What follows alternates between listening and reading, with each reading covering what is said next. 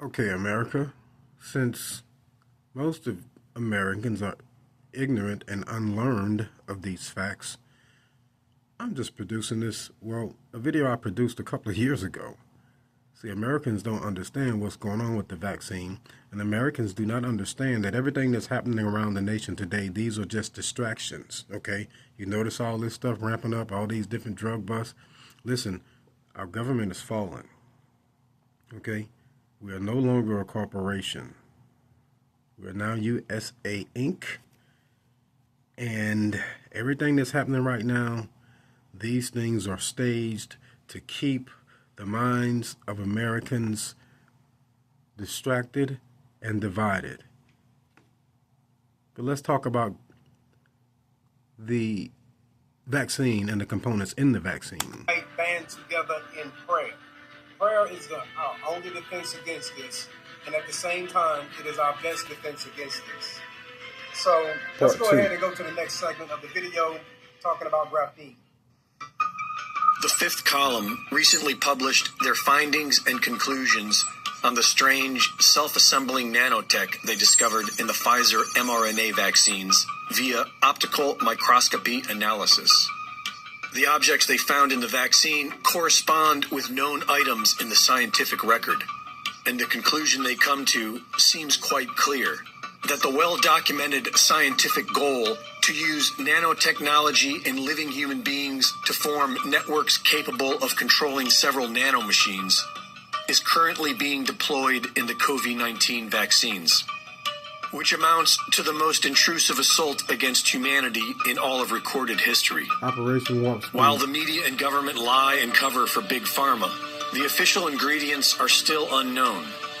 But we have thousands of brilliant scientists worldwide studying these experimental vaccines.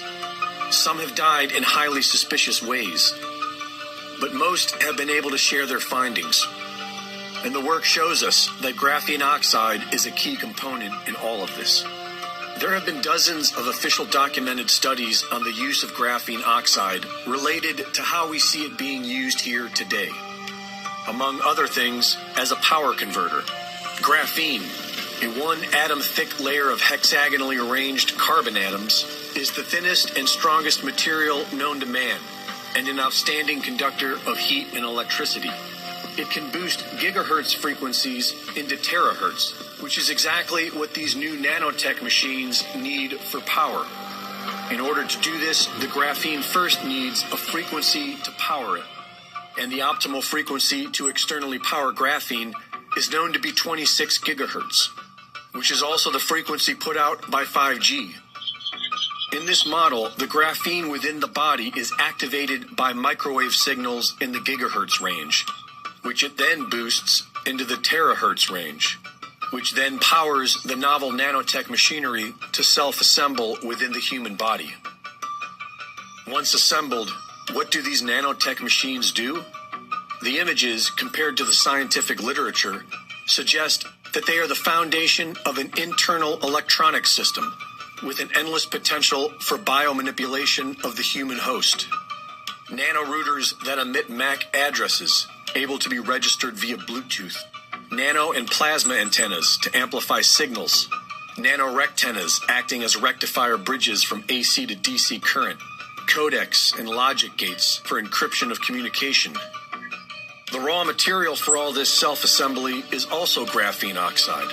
And when we compare known side effects of graphene oxide to the side effects of the COVID-19 vaccines, we find them to be the same.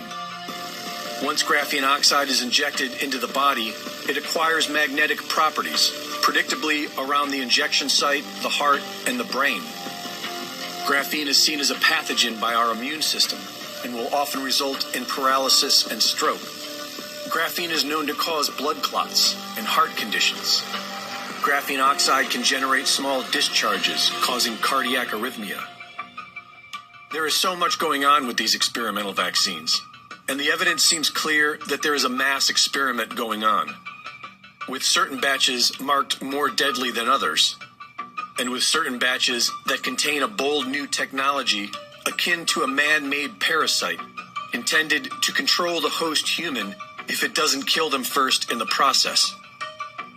Perhaps that is what the mad scientists and psychopaths are after. Human genetics that can withstand this new invasive and deadly nanotech.